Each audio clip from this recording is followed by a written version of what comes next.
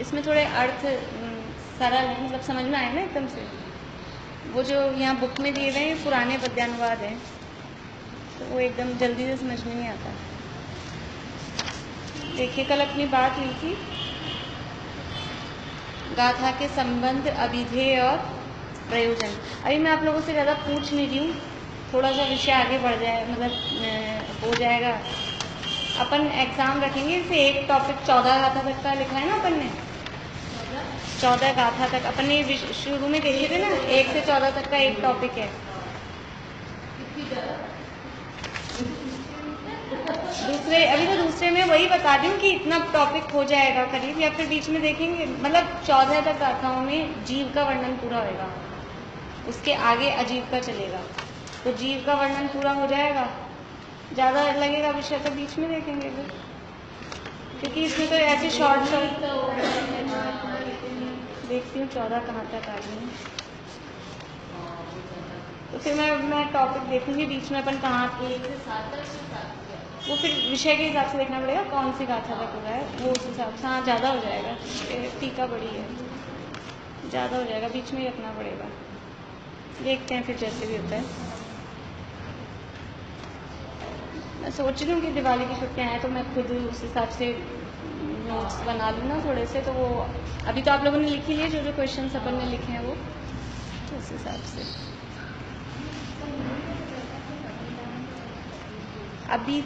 अभिधान और अभिधेय का मतलब वही है वाच्य, जो अपने वाच्य का समझ में आया ना आपको, वाच्य वाचक। अब विषय विषयी समझ लीजिए, अभिधान यानी विषय। एग्जैक्टली शब्दार्थ नहीं वाच्य वाचक का, लेकिन नहीं, पर्यायवाची नहीं बोलेंगे, लेकिन अर्थ भाव वही निकलेगा, भाव वही निकलेगा। व्याख्यान मतलब जिसके बारे में बताया जा रहा है, और व्याख्या यानी नहीं, उल्टा हो गया। व्याख्यान मतलब जो बता रहा है, और व्याख्या यानी जिसके बारे में बता रहा है। व्याख्यान का मतलब है जो शब्द, बताने वाले शब्द, वो कहलाएंगे व्याख्यान। जैसे अपन कहते हैं ना व्याख्यान चल रहा है, प्रवचन को व्याख्यान बोलते हैं। तो वो जो शब्द, वो जो कहे जा रहे हैं, किसका व्याख्यान कर रहे हैं, वो है व्याख्या। तो अपन स्थूल रूप से भी कह सकते हैं समय सार। हाँ, तो वही तो व्याख्या हो गया ना, किसके विषय में बोला जा रहा है। यानी व्याख्यान को अपन कह सकते हैं विषय, और व्याख्या को कह सकते हैं विषयी। विषयी मतलब जिसके बारे में बताया जा रहा है, वो विषयी का मतलब जिसके विषय में बताया जा रहा है। हाँ, वो विषय, वो व्याख्या। हाँ,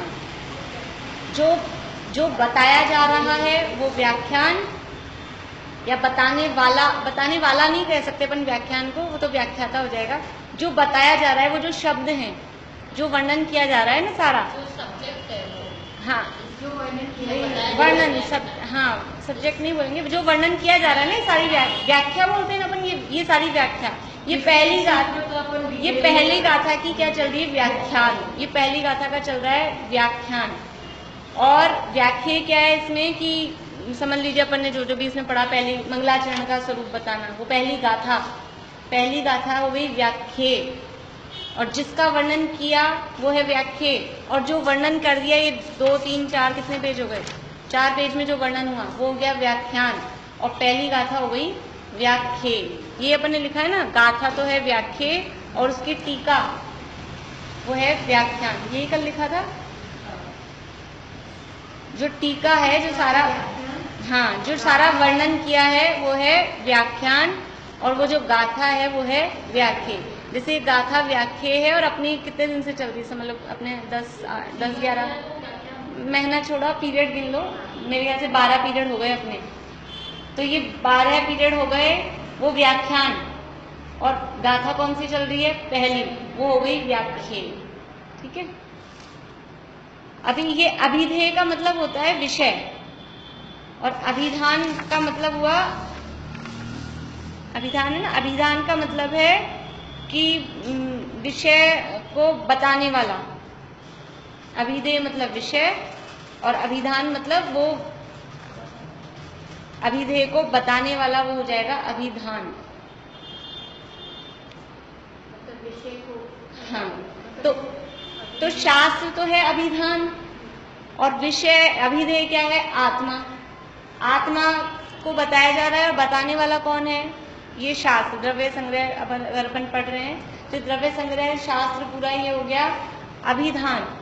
और इसमें अभिधेय क्या है कि शुद्ध आत्मा, शुद्ध आत्मा को बताना, शुद्ध आत्मा उसका अभिधेय है। अभिधेय, हाँ ये लिखे ना शब्द यहाँ 8 नंबर पेज पे, 8 नंबर पेज पे 5वीं लाइन है।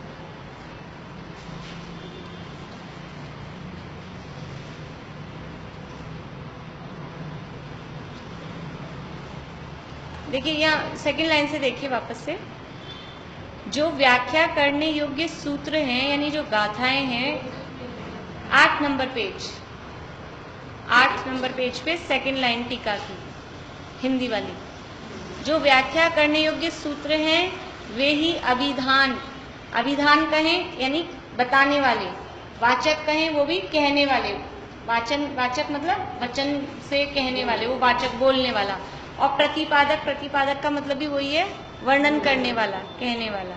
तो ये तीनों का अर्थ एक ही हो गया, तो उनको अभिधान।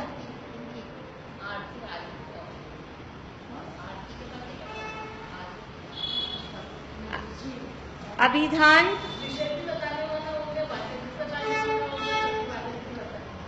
विषय बताने वाला नहीं, विषय तो जिसको बताया जा रहा है वो चीज है, विषय का मतलब बताने वाला नहीं। हाँ, अभिधान का मतलब विषय को कहने वाला, हाँ, विषय को, हाँ वो इसीलिए तीनों शब्द यूज लिए ना, अर्थ एक ही है तीनों का। लेकिन वो संस्कृत से या व्याकरण से अर्थ निकालेंगे तो वो शब्द अलग है, तो उसके व्युत्पत्ति भी अलग होती है, इस हिसाब से अलग अलग शब्द दिए, लेकिन भाव तीनों का एक ही है। तो अपने को वाचक और प्रतिपादक समझ में आ रहा है, उसका अर्थ समझ में आ रहा है ना, तो वही अर्थ अभिधान का है, ऐसे समझ लीजिए। और अनंत ज्ञानादि गुणों के आधार रूप परमात्मा आदि का स्वभाव वह अभिधेय है। अभिधेय क्या है कि अपनी शुद्ध परमात्मा का, शुद्ध आत्मा का स्वरूप जो है वो तो है विषय, उसको बताना है, और बता कौन रहा है कि ये शास्त्र बता रहा है या ये गाथाएं बता रही हैं, ठीक है। अभी हमने प्रयोजन भी देखे थे कल 3 प्रकार से, एक व्यवहार से, फिर एक निश्चय से और एक परम निश्चय से, समझ में आ गए थे। व्यवहार से 6 द्रव्यादि का परिज्ञान वो प्रयोजन है। देखिए अब अपन ने जो ये पढ़ लिया जो परिभाषा वो तो है, लेकिन जैसे जहाँ कॉमन रूप से व्यवहार से कहा और निश्चय से कहा, तो व्यवहार का मतलब समझना कि एग्जैक्ट जैसा ये कह रहा है वैसा नहीं है। व्यवहार का मतलब है कह तो रहा है, लेकिन ये जो कह रहा है वास्तविकता वो नहीं है, ये किसी ना किसी से इंस्पायर होके, हाँ किसी अपेक्षा से या कुछ भेद करके या कोई उपचार करके, हाँ किसी के लक्ष्य से कह रहा है, बिल्कुल एग्जैक्ट वैसा नहीं है। और निश्चय कहेंगे तो निश्चय का मतलब है कि वो वस्तु वैसी है, ये समझना है। कहीं अपने भेद भी अप्लाई होंगे, कहीं भेद नहीं अप्लाई होंगे, तो खाली निश्चय व्यवहार कहा जाएगा। अभी अलग अलग शब्द आएंगे इन्हीं नयों के लिए। हाँ, कथन व्यवहार से ही होगा, लेकिन माना नहीं जाता है। जैसे अपन ने उदाहरण दिया था ना कि किसी को मैं आपके घर आई और आप बोले आपका ही घर है, तो आप बोल रहे हो वो व्यवहार से, मैं भी ये समझ रही हूँ आप व्यवहार से बोल रहे हो, आप भी ये समझ रहे हो कि व्यवहार से, आप भी ये नहीं मान रहे कि आपने मेरे नाम कर दिया घर, और मैं भी ये नहीं मान रही कि ये घर मेरा हो गया। तो आपने बोला व्यवहार से आपका ही घर है और मैं उसी को निश्चय मान लूँ मेरा घर हो गया अब तो ऐसे तो नहीं चलेगा। इसलिए व्यवहार से कथन होगा, कहा जाएगा, लेकिन उसको एग्जैक्ट परमार्थ, उसको निश्चय वास्तविकता नहीं मानना। तो यहाँ का व्यवहार से 6 द्रव्यादि का परिज्ञान वह इस ग्रंथ का प्रयोजन है। तो 6 द्रव्यों का ज्ञान करना ये कहा है प्रयोजन, लेकिन हमारा वास्तविक प्रयोजन 6 द्रव्यों का ज्ञान करना नहीं है। हमको क्या मतलब है धर्म धर्म आकाश काल को जानने से? तो हमारा प्रयोजन क्या है वास्तव में? हाँ, प्रयोजन तो अपना ये है, लेकिन इसको जानने के लिए उसको भी जानना पड़ेगा। जैसे मुझे तो यहाँ आना था मुल्तान मंदिर, तो मुझे क्या मतलब मैं इधर से आऊँ, शांतिपथ से आऊँ, फिर विजयपथ से आऊँ, गोविंद मार्ग से आऊँ, मुझे इन मार्गों पे क्यों आना? मुझे तो सीधा यहाँ आ जाती, लेकिन मुझे यहाँ तक पहुँचने के लिए वो रास्ता तो चाहिए ना, इसलिए मुझे उस पर आना।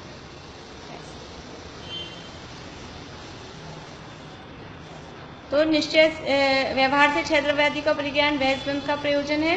फिर निश्चय से निज निरंजन शुद्धात्म संवृत्ति से उत्पन्न निर्विकार परमानंद जिसका एक लक्षण है, ऐसे सुखामृत के रसास्वाद रूप, ये जो यहाँ तक है ना, निज निरंजन से लेके और रसास्वाद रूप तक, ये सारे उसकी महिमावाचक शब्द हैं। अपने स्व संवेदन ज्ञान, अपने आत्मा के, हाँ, आत्मा की विशेषताएं बताई गई। जो अपना ज्ञान हो रहा है ना, आत्मा का ज्ञान, स्व संवेदन ज्ञान यानी आत्मा के अनुभूति रूप जो ज्ञान है, उसकी सारी विशेषताएं हैं कि निज निरंजन शुद्धात्म संवृत्ति से उत्पन्न है, निर्विकार है और परमानंद रूप है, ऐसा सुखामृत के रसास्वाद रूप, वो स्व संवेदन ज्ञान।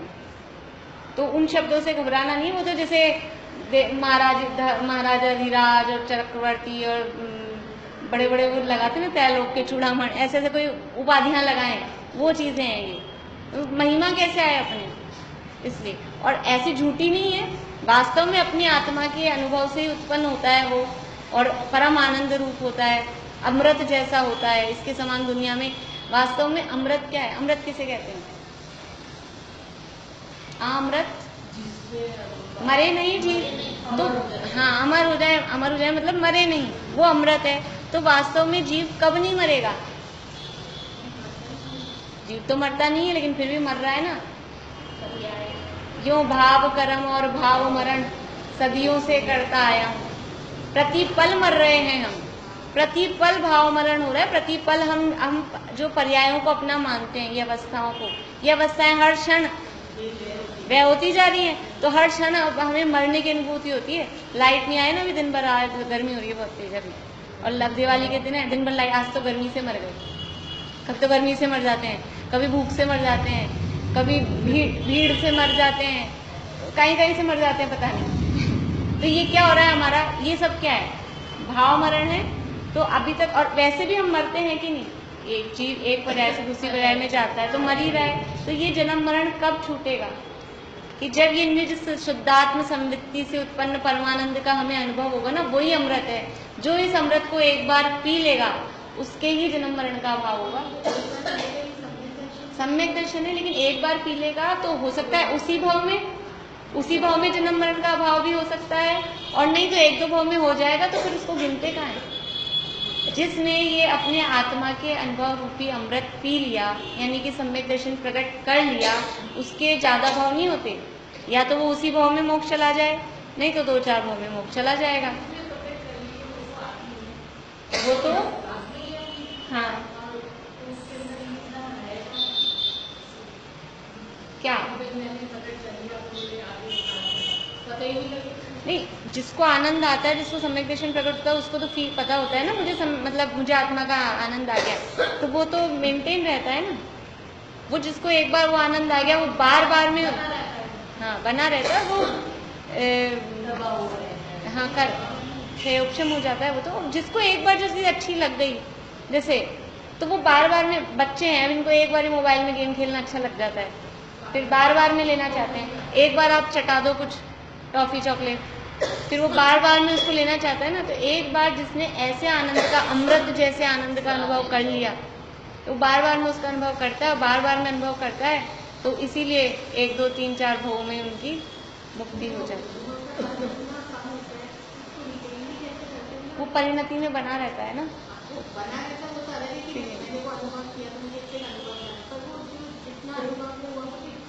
इसीलिए तो ऐसे लगता है उनको कि मेरे को इतना कम हुआ, मुझे ज्यादा चाहिए। इसीलिए मुनि दशा में प्रचुर, ऐसे बोलते मुनि दशा में प्रचुर स्वसंवेदन है। सम्यक दृष्टि को तो बहुत कम है, और मुनि दशा में बहुत ज्यादा है। अपने को कोई चीज मिठाई चखा दी बिल्कुल इतनी सी एक ग्लास, और बाकी कुछ लोगों को पूरी पूरी मिल रही है, तो अपने को क्या लगता है? अभी तो अपन बड़े हो गए, लेकिन समझ लो कि कोई चीज अच्छी लगी, भले अपन कहते नहीं है, लेकिन अच्छी लगी तो अपने को लगता है ना हमें भी इतनी सी नहीं और चाहिए। तो ऐसे ही सम्यक दृष्टि ने एक बाइट टेस्ट किया है उसका, और मुनिराज पूरी की पूरी बर्फी खा रहे हैं, तो वो भी इसीलिए वो ऐसा आनंद प्राप्ति के लिए वो उत्साहशील रहता है, प्रयत्नशील रहता है। तो और कषायों का अभाव होता है चौकड़ी, तो उस हिसाब से उसको। हाँ, कुछ पूछ रहे नहीं? चलिए, तो ये निश्चय से हो गया। फिर परम निश्चय से उस संवेदन ज्ञान के फल रूप केवल ज्ञानादि अनंत गुणों के अविभागी निज आत्म उपादान सिद्ध अनंत सुख की प्राप्ति वह इस पर। देखो जो निश्चय बताया ना, एक देश निश्चय, ये निश्चय जो 2 नंबर वाला निश्चय है वो समझ लीजिए एक देश निश्चय में तो बताया केवल उस सुखामृत के रसास्वाद, उसमें तो केवल टेस्ट आया था, हाँ अनुभव हुआ, टेस्ट आया, एक बार टेस्ट किया है वो है। और असली प्रयोजन क्या है अपने को इस फल का कि पूरा जो निज आत्म उपादान से अनंत सुख की, हमें ये टेस्ट तो हमने किया है। जैसे कभी कभी समझ लो सब्जी लेने मंडी जाएं या कोई मिठाई वाले भी होते हैं ना, ऐसे आप चक्के तो देखो ऐसे देते हैं, कुछ ड्राई फ्रूट वाले के पास जाए तो ये चक्के तो देखो काजू कितने बढ़िया है, ऐसा चखाती हैं, वो सब्जी वाले भी चखाते हैं कि चक्के देख लो आप। तो अभी तो हमने एक चखाया तो पसंद आ गया, ठीक है 2 किलो दे दो, फिर लेते ना हम क्वांटिटी में। तो हमने एक बाइट वो आत्मा के अनुभव का टेस्ट किया, एक क्षण का अनुभव, वो इतना अच्छा अमृत जैसा था। तो हमें तो वो पूरा अनंत सुख चाहिए जो सिद्धों को है। इंद्रियों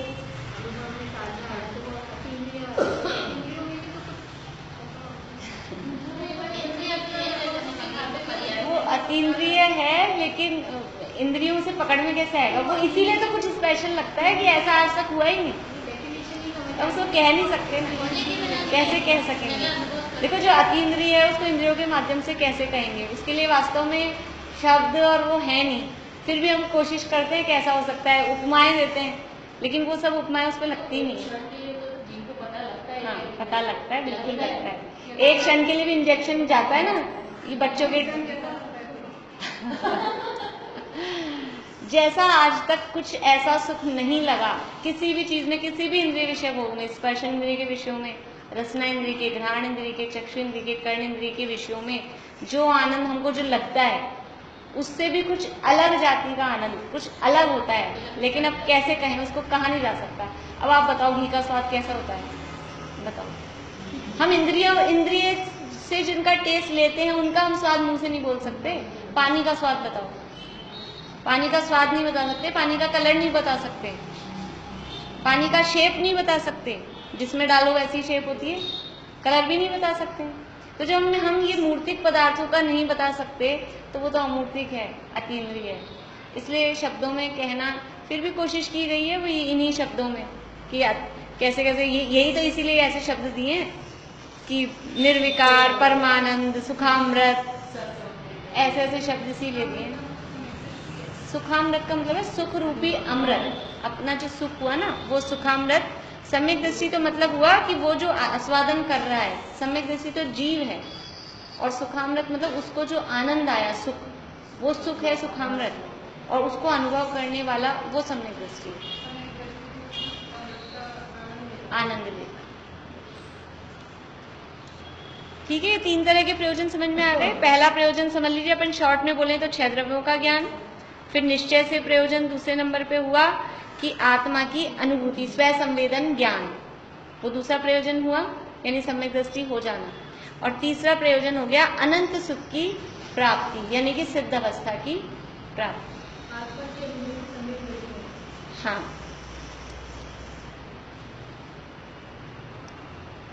इस प्रकार नमस्कार गाथा का व्याख्यान किया। इस प्रकार ये गाथा, पहली गाथा जो मंगलाचरण रूप थी, नमस्कार रूप थी, इस गाथा का व्याख्यान हुआ। गाथा तो याद हो ही गई, अपन मंगलाचरण में बोलते हैं सब। आपको हो गए मंगलाचरण याद करो? सबको याद हो गए? आपको नहीं होगी? हाँ, वो शुरू पूरी सारे श्लोक भी, हाँ पूरा। अभी अपनी गाथाओं में लंबी लंबी चलेंगी गाथाएं, सारी याद करनी, 58 है। जीवम जीवम वो संस्कृत, ये तो अपन शुरू के मंगलाचरण तो सारे याद करने हैं, दोनों तो श्लोक और ये पहली गाथा। और ये ऐसा नहीं वही करने हैं, अब आगे जो भी गाथाएं चलेंगी और टाइम बहुत मिलेगा आपको। एक गाथा भी, पहली गाथा अपनी 12-13 पीरियड चल रही है, फिर अभी दूसरी गाथा चलेगी, 2-4-5 पीरियड तो लगे जाएंगे, 2-4 पीरियड, तो वो आप याद करते जाएं गाथाएं, ठीक है ना। अब नमस्कार गाथा में जो जीव द्रव्य कहा गया, उस जीव द्रव्य के संबंध में मैं 9 अधिकार संक्षेप में सूचित करूंगा। ऐसा अभिप्राय मन में रखकर नव अधिकारों का कथन करने वाले सूत्र का श्री नेमिचंद्र सिद्धांती देव निरूपण करते हैं। अब यहाँ से वास्तव में ग्रंथ चालू रहे। पहली गाथा तो थी मंगलाचरण की, अब यहाँ से दूसरी गाथा से ग्रंथ प्रारंभ कर रहे हैं। तो सबसे पहले, क्योंकि क्या कहा था कि जीवम अजीवम द्रव्यम कहेंगे, जीव अजीव द्रव्यों का स्वरूप कहेंगे। तो द्रव्य कितने हैं? 6। कौन कौन से 6 द्रव्य हैं? आपको याद है नाम? बहुत बढ़िया, बोलिए।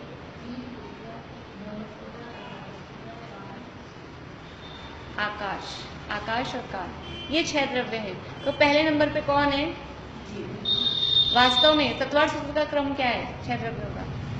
5वें अध्याय में 5वें अध्याय में तत्वार्थ सूत्र में 6 द्रव्यों का क्या क्रम दिया है?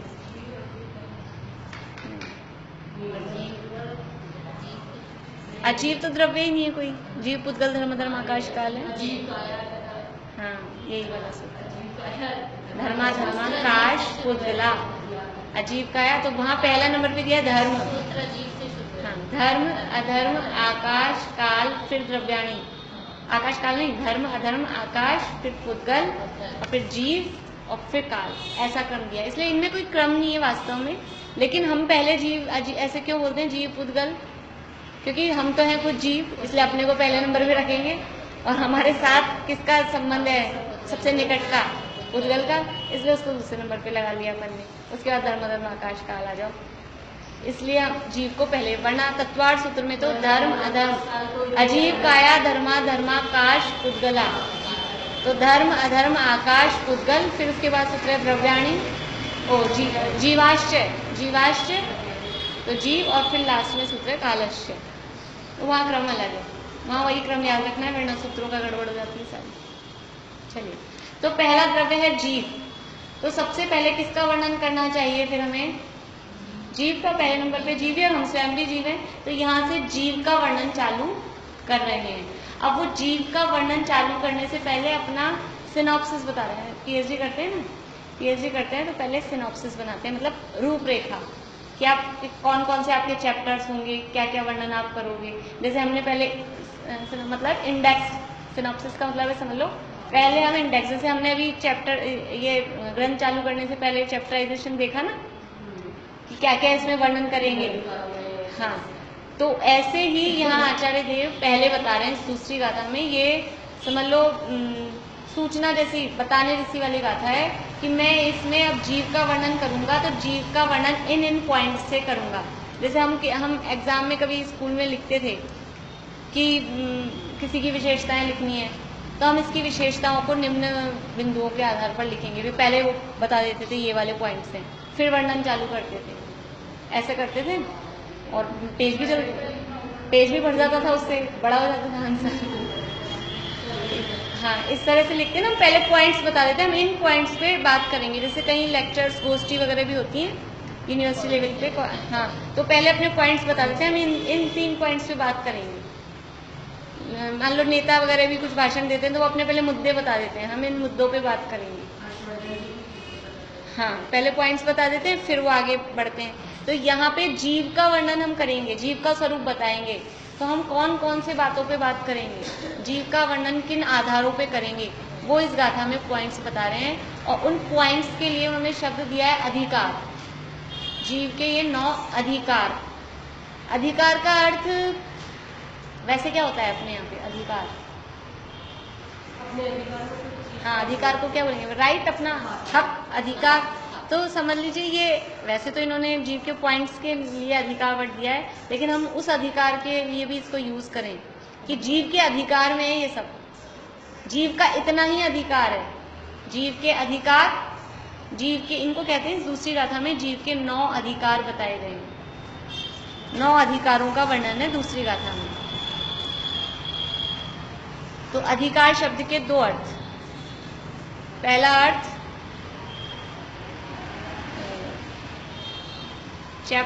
चैप्टर्स बोल सकते हैं या पॉइंट्स बोल सकते हैं। बिंदु, हाँ, बिंदु बोल सकते हैं।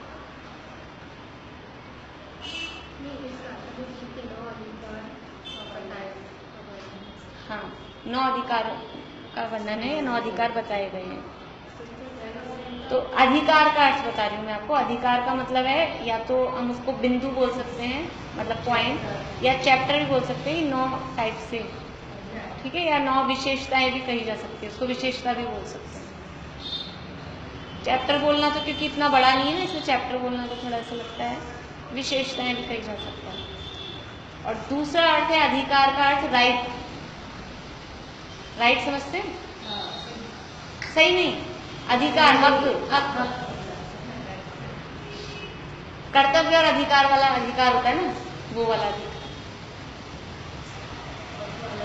तो ये जीव के अधिकार बता रहा है, मतलब जीव की, अब इसको हम इस अर्थ में भी ले सकते हैं कि जीव के अधिकार में तो कुछ भी, और जीव की मर्यादा भी बता रहा है। अधिकार का मतलब जो हमारे अधिकार है वास्तव में, जैसे संविधान में हमारे अधिकार और कर्तव्य बताए गए हैं। तो अधिकार का मतलब क्या होता है? हम लोग सोचते हैं हमारा अधिकार है तो हम अधिकार देखते ही ऐसे हो जाते हैं कि बस छत्ती ऐसे, हाँ, लेकिन अधिकार वास्तव में हमारी लिमिट बता रहा है। अधिकार हमारी लिमिट बता रहा है, ये इतना आपका अधिकार है, इसके जैसे ये यहाँ तक हमारा अधिकार है, इसके बाहर हमारा मकान की बाउंड्री नहीं, यहाँ तक हमारा अधिकार है, ये हमारी लिमिट बता रहा है। तो जीव की लिमिट कहाँ तक है, जीव का अधिकार क्या है? तो अधिकार मतलब वो वैसे भी ले सकते हैं कि जीव के क्या क्या हक में है, और जीव की मर्यादा बता रहे हैं कि जीव का क्या मर्यादा है। ये अधिकार शब्द के वैसे पहला अर्थ ही है, 9 वो चलेंगे पॉइंट्स, लेकिन हम दूसरा इसका आध्यात्मिक अर्थ है, जो दूसरा वाला अर्थ है वो आध्यात्मिक अर्थ है कि जीव के हक में क्या है, जीव की बाउंड्री कितनी है, जीव की मर्यादा कितनी है, वो यहाँ पर बताया जा रहा है। देखिए गाथा पढ़ते हैं, समझ में आ गया ना? ये तो जीव द्रव्य के संबंध में 9 अधिकार, 9 यानी 9 अधिकार, यानी बताई दिया आपको, बिंदु या पॉइंट्स संक्षेप में सूचित करूंगा, इस तरह का भी ये गाथा बता रहे हैं। दूसरी गाथा पेज नंबर 8 पे। जीवो उब ओग मओ, अमुत्तिकत्ता सदेह परिमाणो,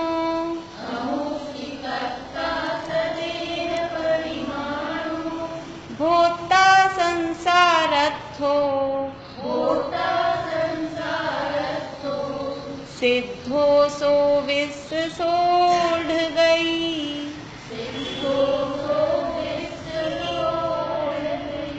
सिद्धो सो विश्व सोढ़ गई,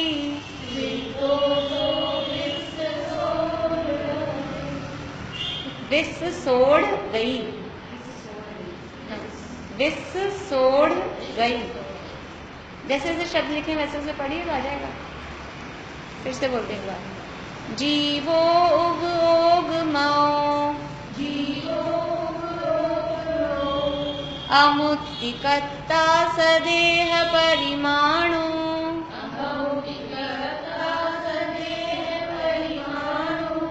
भोक्ता संसारत्थो, सिद्धो सो विश्व सोढ़ गई,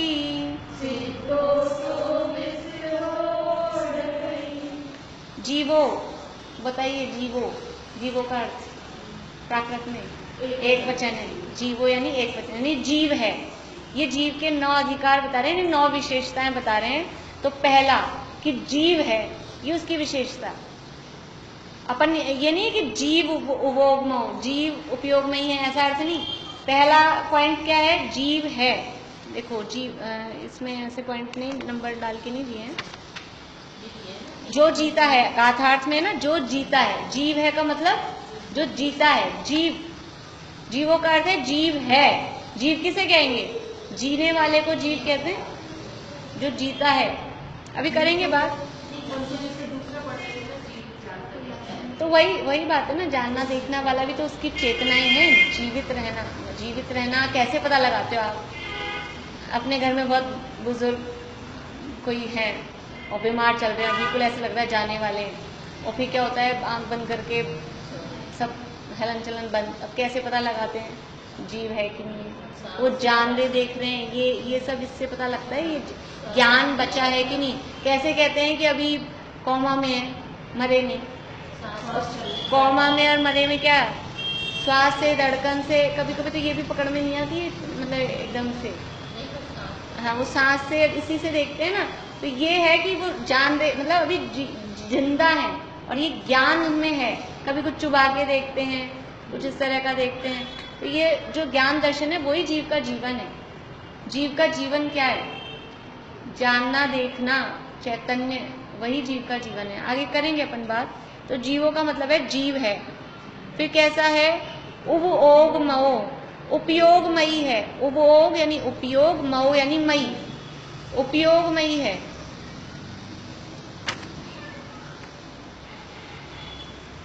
अमुत्ति, अमुत्ति यानी अमूर्तिक है। प्राकृत है, वो बिल्कुल ऐसी होती है कि सरल भाषा, कठिन शब्द नहीं होते इसमें, रे की मात्रा, रेफ वगैरह। अमुत्ति, हाँ, संस्कृत कठिन होती है। अमुत्ति, अमूर्तिक। कत्ता यानी कर्ता, कर्ता। सदेह परिमाणु, स यानी स्व, देह यानी शरीर, और परिमाण यानी प्रमाण, उसके आकार, उसके साइज का, अपनी देह के आकार है स्वदेह परिमाण। भोक्ता यानी भोक्ता। कर्ता किसे कहते हैं? कर्ता, करने वाले को कर्ता, और भोक्ता, भोगने वाले को भोक्ता। संसारत्थो, संसार में स्थित। संसारत्थो, संसार स्थ यानी संसार में स्थित।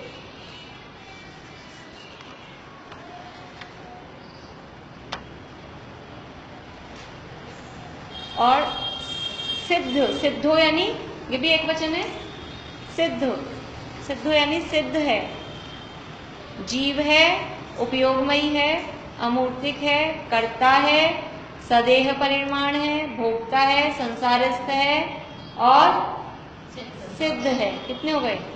8। अब क्या बचा? सो यानी वह, वह यानी कौन? जीव। सो यानी वह का मतलब जीव, क्योंकि सबसे वो जीवो अलग है ना, यही इसलिए कहा वह जीव है, उपयोगमयी है। अभी जीव का अर्थ करेंगे। जीव है का मतलब वो जो जीता है, जिसमें, हाँ, जीवत्व शक्ति के धारक होने से, चैतन्य मात्र भाव धारण लक्षणा जीवत्व शक्ति, जिसमें चैतन्य है वो जीव। इसलिए तो ये जीव है, ये एक उसकी विशेषता है।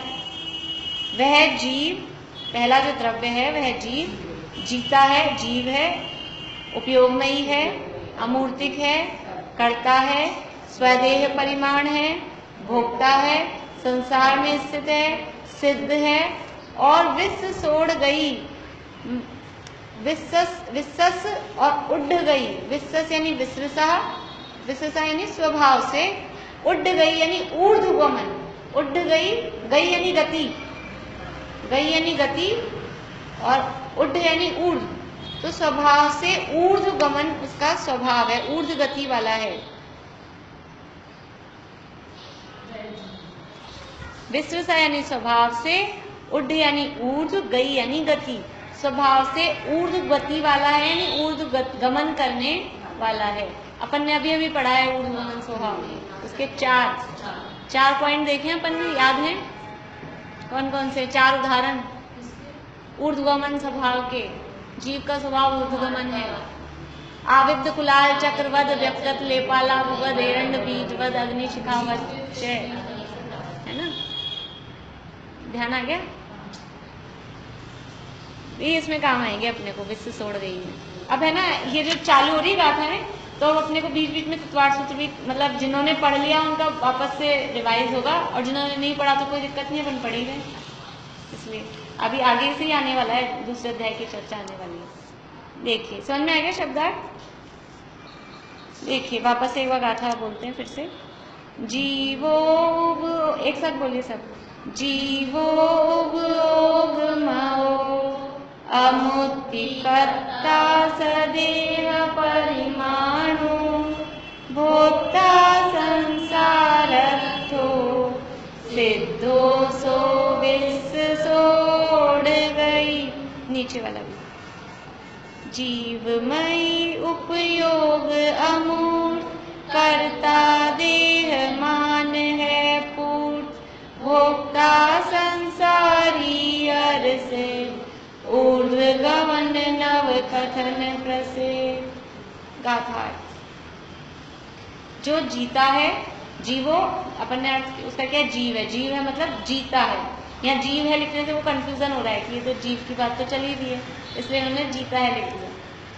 जो जीता है, उपयोगमय है, अमूर्तिक है, कर्ता है, स्वदेह प्रमाण है, भोक्ता है, संसारस्थ है, सिद्ध है और स्वभाव से ऊर्ध्वगमन करने वाला है, वह जीव है।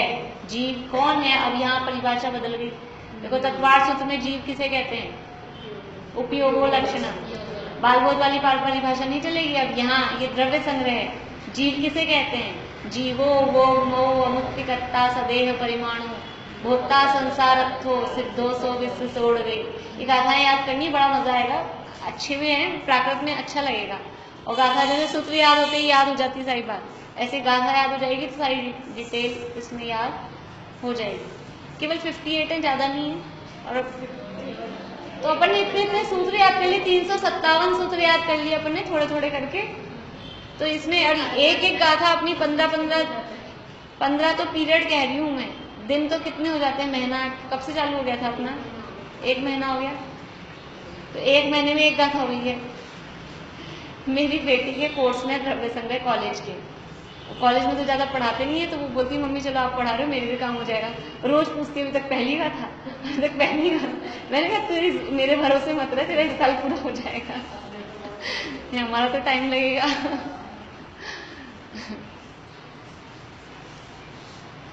रोज पूछती है बड़ी के आगे का था।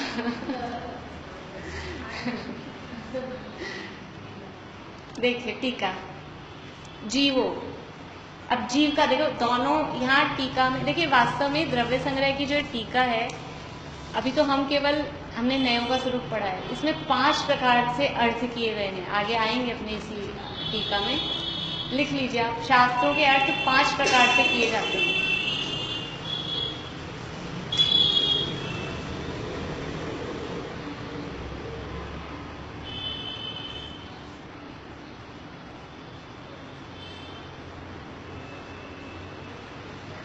पहला शब्दार्थ,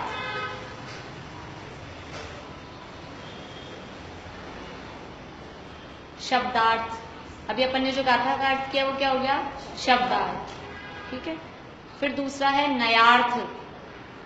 नयार्थ, नय में आ लगा के। मीनू दी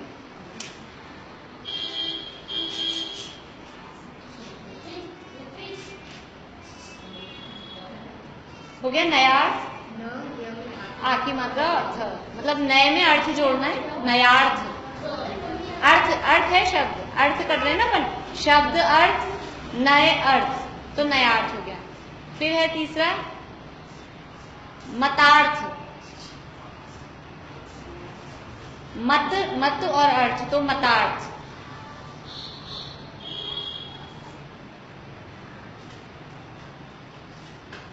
फिर चौथा है आगमार्थ। आगम, उसके आगे अर्थ मिला के लिखना है आगमार्थ। हाँ दिखाओ, आप सही लिख रहे हो ना, एक जना दिखा दो। हाँ ऐसे आगमार्थ, आगम का अर्थ, आगमार्थ, आगम अर्थ, तो आगमार्थ। और 5वां है भावार्थ। भावार्थ बोलते हैं। आपने कौन सा मतार्थ रह गया? मतार्थ है भी, कोई बात नहीं, नीचे 4th में मतार्थ लिख लो, कोई बात नहीं, कोई बात नहीं। शब्दार्थ, नयार्थ, मतार्थ, आगमार्थ और भावार्थ, ये 5 प्रकार से शास्त्रों के, सभी शास्त्रों के अर्थ ये 5 प्रकार से किए जाते हैं। पर इस द्रव्य संग्रह में ये 5 प्रकार के अर्थ मुख्य रूप से मतलब किए हैं खोल के। और शास्त्रों में तो जैसे अपन ने तत्वार्थ सूत्र पढ़ा, उसमें शब्दार्थ किया अपन ने, भावार्थ देखा, नयार्थ मतार्थ अपन ने वहाँ नहीं देखा, आगमार्थ भी अपन ने देखे। किसे कहते हैं? शब्दार्थ, शब्दों का अर्थ करना, वो शब्दार्थ। फिर नयार्थ मतलब अब इसमें नए अप्लाई करना, निश्चय न से क्या है, व्यवहार न से। अभी कहा जीव को अमूर्तिक कहा, तो अमूर्तिक कहना ये कौन से न से है? निश्चय से है कि व्यवहार से? निश्चय से है। व्यवहार से जीव को मूर्तिक भी कहा जाता है। तो ये दोनों बातें यहाँ बताएंगे भी आगे टीका में, तो वो हो जाएगा नयार्थ। फिर है तीसरे नंबर पे मतार्थ। मत का मतलब होता है अन्य मत। मत मतलब धर्म, दूसरे धर्म दर्शन, वो है मत। मत का मतलब वोट वाला मत नहीं, मत का मतलब है अन्य मत, अन्य धर्म। तो उनके हिसाब से जो अर्थ किया जा रहा है वो कहलाता है मतार्थ। अभी आगे अपने आएगा इसी टीका में 11 नंबर पेज पे कि हमने जीव कहा, जीवो, तो ये जीवो कहा, ये कौन से मत से इंस्पायर होके कहा? हमने कौन से मत धर्म वालों को समझाने के लिए कहा जीव है? कुछ मत वाले धर्म वाले कहते हैं जीव होता ही नहीं है, वो कहते हैं जीव वीव नहीं होता, ये तो पानी मिट्टी हवा मिल जाती है, पंचभूत मिल जाते हैं और ये बन जाता है और ये बस खत्म हो जाता है, इसके बाद नहीं रहता। ऐसा सुना है आप लोगों ने? पंचभूत मिलके बन गए और फिर बस खत्म हो गए, अब रहेगा ही नहीं। तो उनको कहते हैं जीवो, जीव है, जीता है, इसलिए जीता है परिभाषा दी है। ज्ञान दर्शन तो पता है, लेकिन जो जीता है। फिर उपयोग में ही कहा, तो कोई दूसरे वाले कहते हैं उसमें ज्ञान दर्शन स्वभाव ही नहीं होता, वो ज्ञान बाहर से आके मिलता है। जैसे डब्बे में चीनी रख देते हैं बाहर से आके, ऐसे जीव में ज्ञान गुण बाहर से आके मिलता है, ऐसे भी कहने वाले हैं। तो उनके लिए कहा उपयोग में है, जैसे चीनी मिठास में है, ऐसा। तो ऐसे ये 9 के 9 बातें ये आगे दी हैं, उनके नाम भी दिए हैं। तो ऐसा अर्थ करना कहलाता है मतार्थ। फिर है आगमार्थ। आगमार्थ का मतलब है कि हम ये जो बात पढ़ रहे हैं ये अपने आगम में और कहाँ आती है, ऐसी बात तो अपन बीच बीच में बताते हैं। अब वो तो जिनको ज्यादा आगम का अभ्यास होता है उनको तो जल्दी से, ये मैं ज्यादा रेफरेंस दे नहीं सकती हूँ आपको।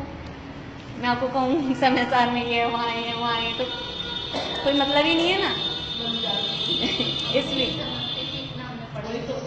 तो जो आपने पढ़ा है उसका रेफरेंस अपन देते हैं। जैसे अभी मैंने आपको 6 द्रव्य वाला रेफरेंस दिया कि आपने पाठ सूत्र पढ़ा है, तो वो आगम में यानी अपनी जिनवाणी में वो बात और कहाँ आई है, और अगर ऐसे कैसे आई है तो वो और अलग आई है। जैसे अभी हमने जो 6 द्रव्य का सीक्वेंस देखा वो अलग आई है, तो अलग भी बता देना, और सेम आई है तो सेम भी बता देना। तो ये आगम के आधार पर अर्थ करना वो कहलाता है आगमार्थ। और 5वां है भावार्थ, कि इसमें कहना क्या चाहते हैं, भाव क्या है इसका कहने का, वो कहलाता है। तो हम 4 टाइप से तो अर्थ करेंगे, और मतार्थ की भी चर्चा करेंगे क्योंकि इस टीका में है, पर थोड़ी मतलब बहुत ज्यादा डिटेल में नहीं करेंगे क्योंकि उसमें हमको ज्यादा इंटरेस्ट, समझ में भी कम आएगा और इंटरेस्ट भी नहीं आएगा क्योंकि हमको उनकी ज्यादा नॉलेज है। फिर भी जितनी हो सकेगी हल्की फुल्की उतनी हम करेंगे। तो ये पूरी टीका में, इस ग्रंथ में से 5 प्रकार से अर्थ चलेंगे। लेकिन अब अलग अलग से हम बोल बोल के बताएं कि शब्दार्थ हुआ, ये भावार्थ हुआ, ऐसा नहीं होगा। समझ जाएंगे अपन कि अब नयों के आधार पर चल रहा है तो नयार्थ हो रहा है, आगम के आधार पर चल रहा है तो आगमार्थ हो रहा है। अपन तो अपनी स्टाइल से वही पढ़ेंगे, लेकिन ये जो टीका लिखी गई है ये इस पैटर्न पे लिखी गई है। सूत्र या एक शब्द, सूत्र मतलब कहाँ, ये जो गाथा, इस एक गाथा है, एक गाथा में हाँ एक गाथा। सूत्र का मतलब होता है गाथा। तो एक गाथा में पांचों अर्थ लगाए जाएंगे। पूरी गाथा में ये 5 हाँ हाँ, तो वो दो तो चलते ही है, शब्दार्थ और भावार्थ, ये तो होता ही है, वो तो होते ही हैं। पर अपने यहाँ नयार्थ, मतार्थ और आगमार्थ। तो नयार्थ तो हमको अब समझ में आने लग गया, नयार्थ तो हम पढ़ेंगे ही पढ़ेंगे, और आगमार्थ हमारा चल ही रहा था, लेकिन आज बताया आपको शब्द ऐसा कि आगमार्थ है, वरना वो भी हम करते हैं। और मतार्थ भी जहाँ जहाँ बीच बीच में आता है कभी कभी करते हैं चर्चा, यहाँ अपने होगी बात मतार्थ की। भावार्थ का मतलब है उस गाथा के तात्पर्य को बताना, कहना क्या चाहते हैं, वे गाथा में कहना क्या चाहते हैं, भाव क्या है उसका। जैसे अभी ये जो अपन ने पढ़ा था ना, निज निरंजन शुद्धात्म संवृत्ति से उत्पन्न निर्विकार, तो वो शब्दार्थ तो कल मैंने कर दिए थे। फिर भावार्थ क्या है, भावार्थ ये है कि आत्मा का अनुभव करना, ये इतना सा ये हो गया भावार्थ। भावार्थ का मतलब है उसका भाव बता देना, सरल शब्दों में उसका तात्पर्य क्या है, कहना क्या चाहते हैं वो बताना। देखिए, जीवो, यह जीव यद्यपि शुद्ध निश्चय न से, अब जहाँ शुद्ध, देखिए कहीं अब यहाँ ये और आपको क्लियर कर देती हूँ कि हमने जो नयों के 8 भेद पढ़े हैं, तो कहीं तो वहाँ यहाँ 2 ही लगाएंगे, केवल निश्चय और व्यवहार। और निश्चय और व्यवहार के लिए और भी शब्द यूज में लेंगे, शुद्ध ने और अशुद्ध ने। तो जहाँ अशुद्ध ने बोला उसको क्या समझना, व्यवहार, क्योंकि अशुद्ध निश्चय ने भी शुद्ध निश्चय ने की अपेक्षा से व्यवहार ही है। तो जब शुद्ध अशुद्ध बोलेंगे तो शुद्ध को निश्चय, अशुद्ध को व्यवहार। और निश्चय व्यवहार बोलेंगे तो निश्चय व्यवहार है ही, कहीं व्यवहार बोलेंगे और उसके साथ परमार्थ बोलेंगे, तो परमार्थ का अर्थ क्या होगा, निश्चय। निश्चय कहीं द्रव्यार्थिक, आप भले ही आपको अभी याद नहीं रहता, आप लिख सकते हो कि लिख लीजिए आप ऐसे, निश्चय व्यवहार, फिर मतलब निश्चय निश्चय वाले एक साइड लिखते जाइएगा। इसके बाद में शुद्ध अशुद्ध, हाँ निश्चय के नीचे शुद्ध, मतलब ये निश्चय के समान है, निश्चय के पर्यायवाची जैसे हैं शुद्ध। व्यवहार के नीचे अशुद्ध, व्यवहार के साइड में, और निश्चय के नीचे लिखिए परमार्थ, व्यवहार की साइड में लिख दीजिए उपचार, और शुद्ध शुद्ध हो गया। एक लिखिए भूतार्थ, हाँ भूतार्थ। अब मैं वैसे ही बोल रही हूँ, निश्चय वाला पहले, व्यवहार को अभूतार्थ।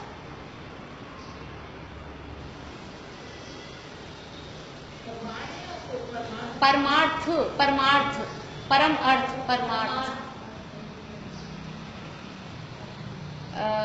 क्या लिखा, अभी लिखिए सत्यार्थ और असत्यार्थ।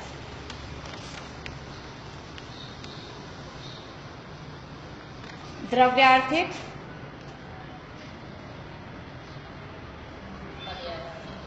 पर्यायार्थिक,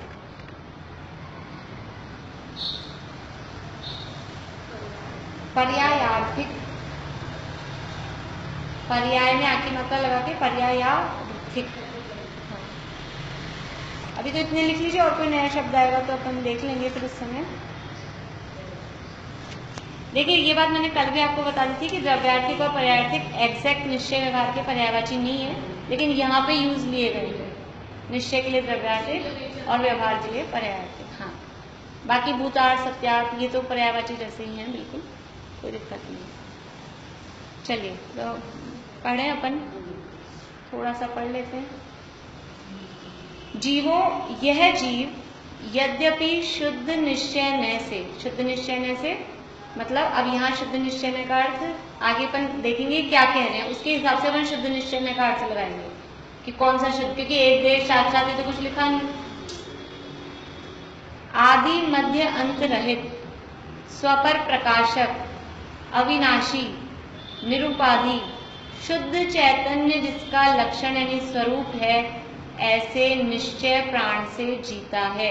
अब अपन इसमें ये भी समझना अपने को आ जाएगा थोड़े थोड़ा धीरे धीरे कि ये कितने सारे तो इसमें विशेषण लगाए हैं, देवादिदेव, महाराजाधिराज, वो सारे, तभी ये 2 लाइन में विशेषण है, ठीक है। और बताना क्या था, ऐसे के बाद वाला शब्द निश्चय प्राण से, तो ऊपर से अपन ऐसा जोड़ें, यह जीव यद्यपि निश्चय प्राण से जीता है। कहना क्या है केवल उनको, यह जीव यद्यपि निश्चय प्राण से जीता है, लेकिन वो निश्चय प्राण क्या, वो निश्चय प्राण कैसा है, वो है आदि मध्य अंत रहित, स्वपर प्रकाशक, अविनाशी, निरुपाधि, शुद्ध चैतन्य स्वरूप है। निश्चय प्राण है हमारा आदि मध्य से, एक ये समझाने का ऐसे करेंगे, कल ही करेंगे, अभी ये देखते हैं आगे। निश्चय प्राण से जीता है तो भी अशुद्ध न से, अनादि कर्म बंध के वश अशुद्ध द्रव्य प्राणों और भाव प्राणों से जीता है, अतः वह जीव है। पहले कहा जीव है, जीव है यानी वो जीता है। अब इसमें नया अर्थ चल रहा है, नए बता रहे हैं कि निश्चय से तो अपने निश्चय प्राण से जीता है, और व्यवहार से अशुद्ध द्रव्य प्राण और भाव। निश्चय प्राण कौन से हैं, और व्यवहार प्राण, और व्यवहार प्राण को 2 भागों में बांट दिया, एक द्रव्य प्राण और एक भाव प्राण, ठीक है। पहले आपको व्यवहार वाले बताती हूँ। व्यवहार वाले द्रव्य प्राण कौन से हैं, 8 कर्म नहीं, द्रव्य प्राण, 10 प्राण, हाँ 10 प्राण याद है, 10 प्राण,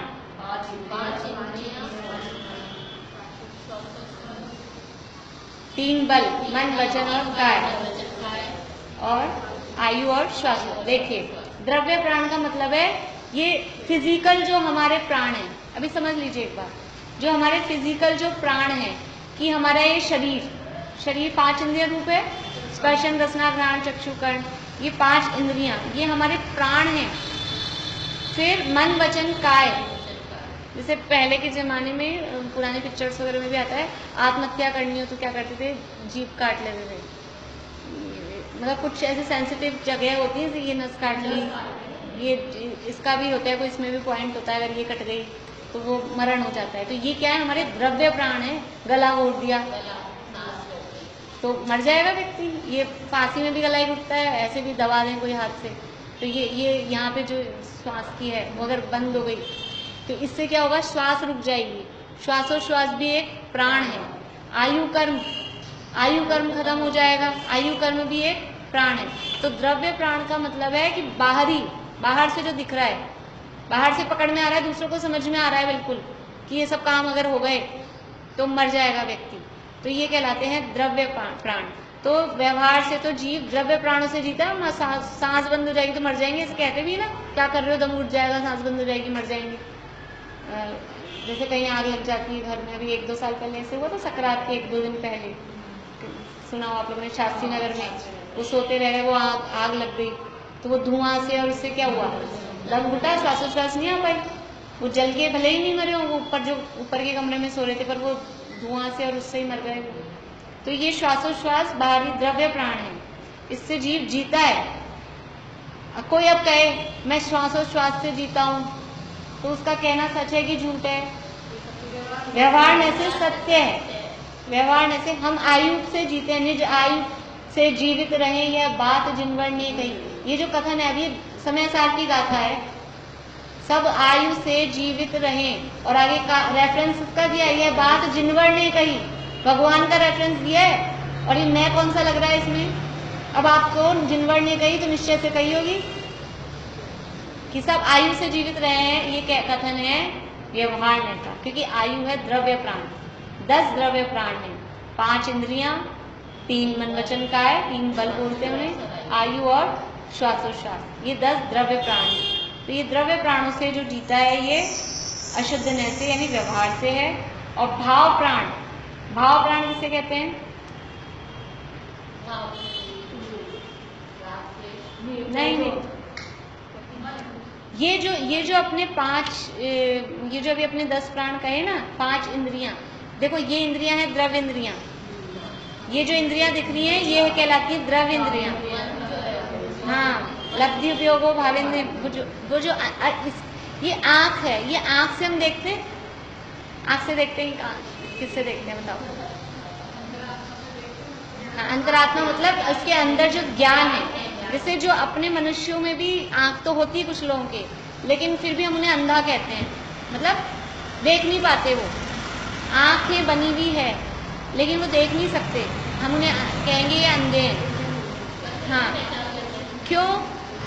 वो बात अलग है, वो दूसरा सेंस काम करता है, लेकिन आँख कलर्स नहीं देख सकते ना, पहचानना वो दूसरे इंद्रियां काम कर रही है उसमें, उसकी उनकी कर्ण इंद्रिय की, स्पर्शन इंद्रिय, वो ज़्यादा कंसंट्रेशन उधर हो जाता है, क्योंकि है तो पंचेंद्रिय, तो ज्ञान तो उनको 5 इतना मिला है, अपना 5 में डाइवर्ट हो रहा है, उनका 4 में ही है, तो उनका किसी एक में ज़्यादा लग जाता है। तो आँख की रचना तो बनी हुई है। फिर अब कोई कहे, जैसे पहले मैं छोटी थी ना, बचपन में, तो मुझे ऐसा लगता था कि अंधा कह रहे हो आप, इनको आँख तो दिख रही है, झपकते भी बिल्कुल अच्छी भी होती है, ऐसा नहीं है, तो फिर ये देख क्यों नहीं पा रहे? तो वास्तव में आँख से नहीं देख रहे, आँख तो है क्या बोलेंगे, ढक्कन, खिड़की, आँख तो खिड़की है, उसमें देखने वाला हमारा ज्ञान है, क्षयोक्षम ज्ञान, वो कहलाता है भाव इंद्रिय। वो जो हमारा ज्ञान है ना अंदर, जैसे आप चश्मे से देख रहे हो, क्या आँख से देख रहे हो? चश्मे से देखते हो, चश्मे को दिखता है, यहाँ रख दो चश्मा,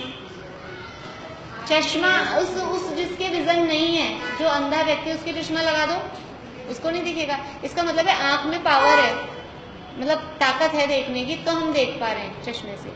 ऐसे ही जैसे चश्मा और आंख है, ऐसे ही आंख और ज्ञान है। चश्मे की जगह अब आंख को लगा दो, आंख तो है बाहरी उपकरण, हाँ, और अंदर जो ज्ञान उसकी ताकत है वो कहलाती है भाव इंद्रिय, तो वो भाव प्राण कहलाते हैं। हाँ, भाव प्राण का मतलब है वो जो हमारे ज्ञान, लेकिन ये ज्ञान है क्षयोक्षम ज्ञान, स्वभाव ज्ञान नहीं है, वो जाएगा निश्चय में, कल करेंगे बात। क्षयोक्षम ज्ञान का मतलब है जो कर्म के क्षयोक्षम से मिला है, उसमें कर्म का कुछ जितना जितना हमारा कर्म का है उदय नहीं, कर्म का जितना उदय कम है, कर्म का उदय होता है तो हमें ज्यादा ज्ञान नहीं होता है, और कर्म का उदय कम होता है तो हमें ज्ञान होता है। एक ज्ञानावरण नाम का कर्म है, ज्ञानावरण नाम का कर्म हमारे ज्ञान को ढक देता है, तो ये ज्ञानावरण नाम का कर्म है और ये हमारा ज्ञान है, इसने हमारे ज्ञान को ढक दिया। अब ये जितना मोटा होगा, अभी ये इतना मोटा है तो कुछ भी नहीं दिख रहा नीचे क्या है, लेकिन पतला वाला होता है तो दिख जाता है। तो ये पर्दा जितना मोटा होगा तो हमारा ज्ञान कम होगा, और ये पर्दा पतला होगा तो बोलेंगे क्षयोक्षम ज्यादा है, ये पर्दा मोटा होगा तो कहेंगे क्षयोक्षम कम है। हाँ, इसलिए याद नहीं रहता, जितना ये पर्दा मोटा होगा उतना हमें याद नहीं रहेगा। तो जिनका क्षयोक्षम ज्यादा होता है उनको याद रहता है, जिनका क्षयोक्षम कम होता है, इसमें कर्म का कुछ रिलेशन आ रहा है। यद्यपि ज्ञान आत्मा का स्वभाव है, लेकिन ये कर्म का भी में इसमें चक्कर आ रहा है, ये तो स्वभाव पड़ा है लेकिन कर्म का उस पर आवरण कितना है, मोटा है कि पतला है, इसलिए उसको कहते हैं ज्ञान का क्षयोक्षम, क्षयोक्षम ज्ञान। तो नहीं तो मतलब ये कर्म के निमित्त से होने वाला, कर्म के कारण से होने वाला, ऐसे कारण शब्द ले सकते हैं हम इसके लिए, कर्म के कारण से होने वाला जो ज्ञान है वो कहलाएगा क्षयोक्षमिक ज्ञान। और जो हमारा स्वभाव है जिसमें कर्म कुछ काम नहीं दे रहा, ज्ञान हमारा स्वभाव है, वो ज्ञान स्वभाव है, वो कर्म के कारण से नहीं होता। और ये जो अभी हमको कभी कम हो जाता है कभी ज्यादा हो जाता है, अगर स्वभाव है तो इक्वल रहना चाहिए ना। सिर्फ पानी का स्वभाव है ठंडा रहना, वो हमेशा ठंडा रहेगा, लेकिन वो गर्म हो जाता है तो गर्म होता है किसी के निमित्त से। अब वो अपन ने जितनी देर गैस पे रखा उतना उस हिसाब से गर्म होगा, 1 मिनट में बंद कर दी तो कम गर्म होगा, 10 मिनट तक जला के रखेंगे तो ज्यादा गर्म हो जाएगा। ऐसे ही है कि वो उसमें गैस है, मतलब टाइम है, समझ लो कितनी देर तक रखा है, इसमें मोटापन है कि जितना आवरण मोटा है उतना ज्ञान कम है, जितना आवरण पतला है उतना ज्ञान ज्यादा है। इसको क्षयोक्षम बोलते हैं, जिसमें कम ज्यादा होता रहता है उसे क्षयोक्षम कहते हैं। हो गया समय, टाइम 5 मिनट ज्यादा ही हो गए।